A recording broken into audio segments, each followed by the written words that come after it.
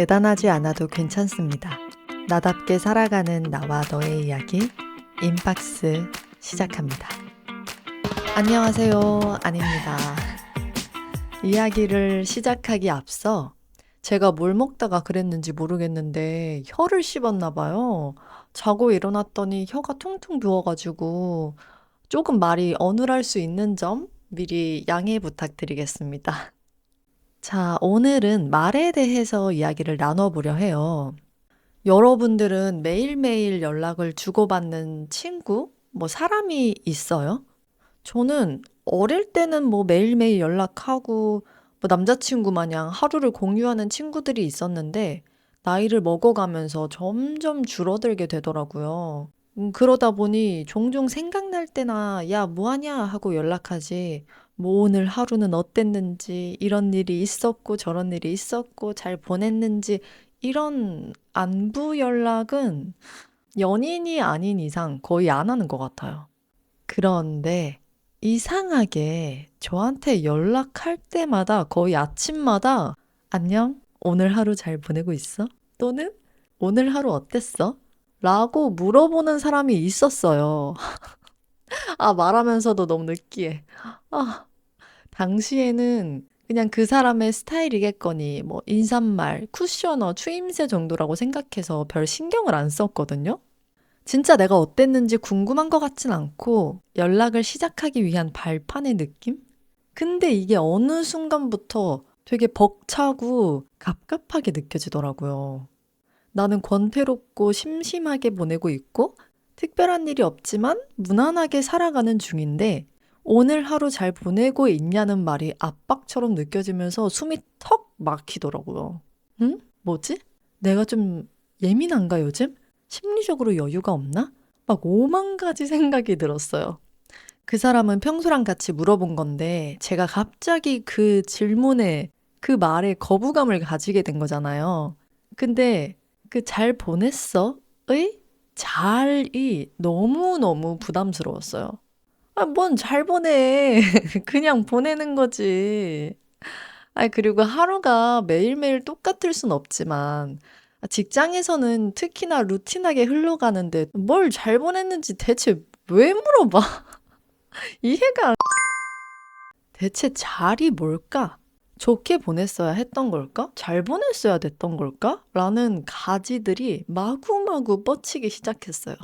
사실 꼭 무언가를 하거나 이루어야지만 멋진 하루인 건 아니잖아요. 그냥 무탈하게 흘러간 하루도 충분히 잘 보낸 하루인 건데 저 잘이라는 단어가 붙는 순간 기본값에 플러스가 되어야 할 것 같은 느낌이 들었어요. 심심하고 조용하게 흘러가도 그게 또 그 하루이자 삶이고 그런 날이 있는 건데 근데 생각해보니까 이 말을 저한테 한 그 사람을 별로 안 좋아해서 그렇게 받아들인 것 같기도 해요. 쥐가 뭔데 물어봐. 사람이 참 그런 것 같아요. 팔은 안으로 굽는다고. 내가 좋아하는 사람한텐 한없이 넓은데 그렇지 않은 사람에게는 어느 정도 선을 긋고 그걸 넘으면 굉장히 불편해요. 그래서 저 말이 거슬렸던 것 같아요. 무엇보다 그때 당시에 스스로한테 자신이 없었던 것 같아요. 매일 복붙하는 하루하루에 쳇바퀴를 도는 햄스터가 된 느낌이어서 그때 당시에 변화를 줘야 된다라는, 변화를 주고 싶다라는 생각을 하고 있었는데 저 말을 보고 혼자 긁혀버려서 허를 찔려버린 거죠. 오케이. 일부는 인정할게요. 제가 그 사람을 좋아하지 않아서 그 말이 간섭처럼 느껴졌다는 거. 말한 의도는 난 모르겠지만 내 판단으로 받아들였다는 거. 하지만 한편으로는 저런 단어는 조심할 필요가 있다고 봐요. 어쨌든 잘이라는 단어 자체가 주는 압박감과 사회적 기대감이 있잖아요. 잘 지냈냐? 야, 잘하고 있냐? 잘 만나고 있니? 잘 살아야 된다? 어떤 행위 자체를 말하는 게 아닌 무언가 하고 난 뒤에 이야기나 감정을 묻는 느낌? 보이지 않는 기준이 숨겨져 있는 듯한 느낌이랄까? 제가 말 나온 김에 찾아봤거든요. 이 잘이라는 게 뭔지? 이게 능숙하게, 잘하다 또는 옳고 바르게 등의 의미를 담고 있다고 해요. 이거 봐, 이거. 압박감을 느낄만 하지 않나요? 우리가 어렴풋이 알고 있는 뜻과 크게 다르지 않아요. 물론, 아니, 근데 진짜처럼 한국 특 단어로 쓰는 경우도 많고, 누가 하느냐에 따라 완전히 다르게 들릴 수는 있죠. 그렇지만, 잘이라는 단어가 주는 무의식적인 기준을 조심할 필요도 있다고 봐요. 조심해서 나쁠 거 없잖아요? 또 이거는 상황이나 분위기, 상대를 봐가면서 해야 하는 말이기도 해요. 그날 하루가 예민한 사람은 그게 날카롭게 느껴질 수 있잖아요. 저처럼. 아님, 저처럼 순간 길을 잃었을 때, 혹은 내가 가는 길에 대해 의문이 들었을 때, 이 잘이라는 단어가 붙으면 아프게 다가올 수도 있어요. 그래서 저는 잘 보냈어? 보다는 오늘 어땠어? 괜찮았어? 무슨 일이 있었어? 어떻게 보냈어? 이런 표현이 더 좋은 것 같아요. 그 사람이 잘 했는지를 묻기보다는 그냥 그 사람의 하루가 어땠는지, 그 무언가가 어땠는지, 그 사람을 궁금해하는 말을 하는 게 훨씬 따뜻한 것 같아요. 이건 듣는 사람도 무언가를 증명하지 않아도 되는 느낌이잖아요. 더 편하게 속 이야기를 꺼내도 될 것 같은 안정감도 느껴지고요. 말이라는 건 결국 내용보다 의도가 중요한 거예요. 같은 말을 해도 어떻게가 아니라 어떤 마음으로 하느냐에 따라 온도가 달라지니까요. 그리고 그 말에는 내가 그 사람을 얼마나 이해하려고 하는지도 자연스럽게 드러나고요. 예를 들어 이런 거예요. 후배가 평소랑 다르게 실수가 많았어요. 그럴 때, 야, 왜 그랬냐? 라고 묻는 것보다는 무슨 일 있었어? 하고 후배의 상황을 이해하고 물어보는 거예요. 아니, 사실 실수에 대해서 왜 그랬냐고 추궁한다고 해도 아무것도 달라지지 않잖아요. 혼내고 다시 끄집어내서 물어본다고 뭐 있었던 일이 사라지는 것도 아니고 바로 잡히는 것도 아니고 오히려 위축되고 감정만 상할 뿐이죠. 반대로 무슨 일 있었어? 하고 물어보면 그건 원인 찾기가 아닌 이해하기로 바뀌면서 원만한 대화가 흘러갈 거예요. 그리고 실수를 한 본인도 얼마나 미안하겠어요. 그런데 저렇게 물어봐주면 오히려 더 미안해서 더 잘하려고 신경 쓸 것 같아요. 저 같으면. 또 다른 예시로는 갑자기 친구가 당일 약속 파토를 낸 거예요. 나는 준비를 다 했는데. 막 짜증나잖아요. 그때, 야, 갑자기 이렇게 파토 내면 어떡하냐? 라고 말하기보다는 무슨 일 있어? 하고 물어보는 거죠. 물론 상황을 따지고 싶겠지만, 화가 나겠지만, 감정을 가라앉히고 그 사람이 어떤 일 때문에 파토를 내는 건지 그 입장을 먼저 생각해 보는 거예요. 사실 뭐 파토 내는 사람이 미안하다라는 말과 동시에 어떤 일 때문인지 이유를 먼저 말해주는 게 맞긴 하죠. 근데 안 그런 사람도 있기도 하고 진짜 무슨 일이 있어서 말하기 어려운 일이 있는 걸 수도 있으니까. 이런 식으로 접근을 다르게 하면 말의 온도가 달라져요. 그 사람과 나의 관계의 온도도 달라지고요. 화법이라는 게 스킬일 수도 있지만 내가 이 말을 어떤 마음으로 하려는 건지 그걸 먼저 떠올려 보면 자연스럽게 다정함이 묻어날 거예요. 그러니 단어를 바꾸기 위해서 머리를 쓰기보다는 내 마음을 먼저 바꿔보는 거예요. 그게 말의 온도가 달라지는 확실한 방법이라고 생각해요. 그렇다고 누군가의 모든 행동을 이해하고 받아들여라 라는 건 아니에요. 아니 뭐 부처도 아니고 그건 힘들죠. 다만 화를 내더라도 짜증을 내더라도 감정에 휩싸여서 날카롭게 베는 단어를 쓰기보다는 다정하지만 묵직하게 건네는 거예요. 단어 하나만으로도 내 기분이 달라질 수 있어요. 나쁜 말을 뱉는다고 해서 우리 후련하지 않잖아요. 저는 오히려 찝찝하고 후회스럽더라고요. 그러니 결국 이건 상대를 위한 말이기도 하지만 나를 위한 말이기도 한 거예요.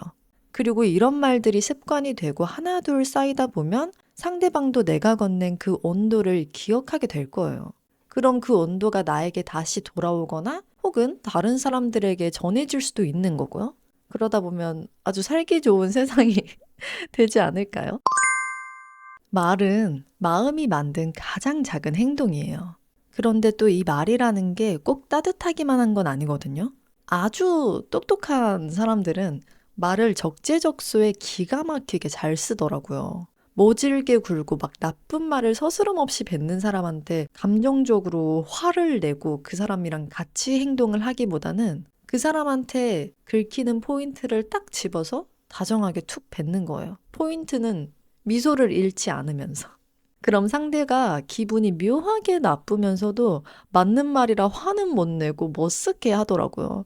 그걸 옆에서 보면 정말 통쾌해요. 아, 기존세가 저런 거구나 하면서 배우게 되기도 하고, 저는 아직 그 단계까지는 못 갔는데, 옆에서 보면, 나도 저렇게 되고 싶다. 감정에 휘둘리지 말자 하고 되새김질을 하곤 합니다. 이렇게 단어 하나만 잘 써도 나를 지킬 수 있고 상대방을 흔들 수도 있어요. 반대로 상대방을 지키고 나를 흔들 수도 있고요. 결국 말은 기술이기도 해요. 어떻게 활용할지는 자기 마음이지만 기본적으로 이 말이 상대방에게 어떻게 들릴지를 인지하고 있다면 내가 원하는 온도대로 던질 수 있을 거예요.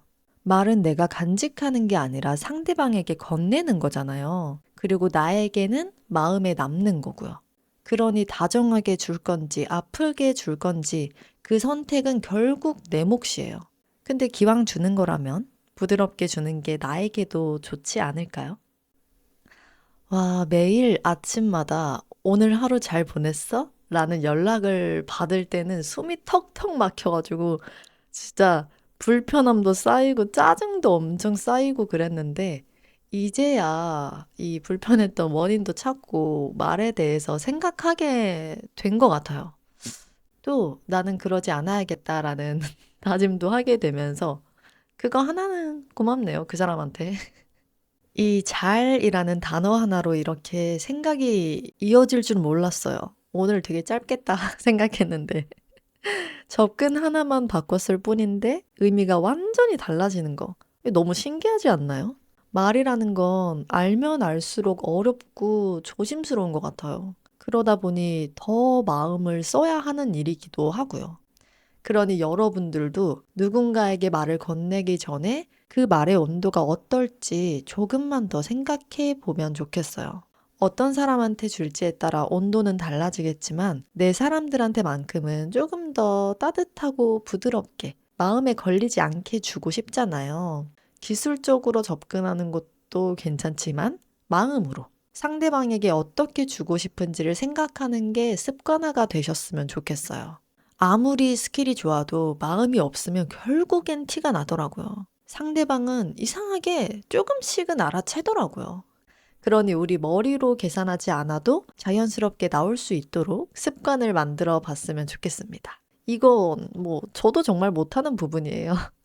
말만 잘하고 막 머리로 생각만 할 뿐이지 막상 뱉는 말들은 저렇게 안 되더라고요. 정말 어려워요. 어렵지만 우리 같이 try 해서 건강한 마음과 관계들을 만들어 갔으면 좋겠어요. 그렇다고 해서 모든 사람들에게 마음 담아서 말을 하라는 건 아니에요. 내 사람들한테만 잘하면 된다고 생각해요. 그리고 내 바운더리 밖에 있는 사람들에게는 기본만 해도 충분하다고 생각해요. 그리고 말을 다정하게 잘하기 위해서는 상대방을 많이 관찰하는 것도 중요해요. 그 사람이 어떤 행동과 말에 예민한지, 어떤 걸 듣고 싶어 하는지, 어떤 걸 좋아하는지 이렇게 성향을 파악하면 서로에게 좋더라고요. 이건 다음에 더 디테일하게 이야기하는 시간을 가져보고 오늘 말의 온도와 한 끗 차이에 대한 이야기는 여기서 마무리할게요.